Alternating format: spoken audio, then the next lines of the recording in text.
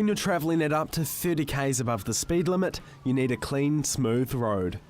Thankfully, that's what the man in charge of repairing Christchurch's earthquake-damaged roads mostly found when he spent a night out with St John over the weekend. It's actually been really interesting being responsible for the repair of the roads in Christchurch, to be sitting in the back of an ambulance, going quite quickly to get to someone in need. There's a bit of work to do on the roads. Skirt's General Manager Duncan Gibb might oversee the work on the roads, but that's just his day job. On Friday, for one night only, he was working for St John as part of their annual fundraiser. So St John are needing to raise money, as they do. They have about a shortfall of $30,000 a day that they need to make up through donations from the public. Duncan's night was exciting from the start. His shift kicked off at 5:45 and he was soon out the door. He proved a master with the stretcher.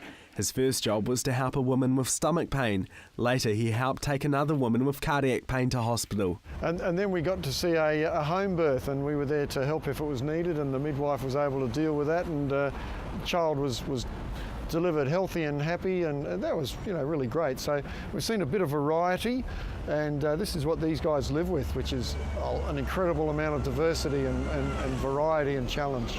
14 Christchurch local heroes like Duncan are also helping to save lives for one night over the next few weeks.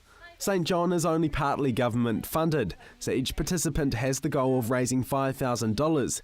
It's hoped altogether $100,000 will be fundraised for the Christchurch team. But to keep the countrywide operation going, even more money needs to be found. There is a shortfall, and that shortfall has to be made up somehow, and that's why, for example, between the 7th and the 11th of April, there's the St John fundraising, really, and they need to raise $2 million. So, I think it's great for all of us to remember how important they are. As ambulance officers travel around the city, they often have to battle the broken roads and the ongoing repair work. They were happy to give Duncan some feedback to take back to his day job. Try and stay away from the potholes. But it's taking time, but we'll get there. We are about 43% of the way through the rebuild of the horizontal infrastructure, and we're pretty happy at Skirt where we're going at the moment.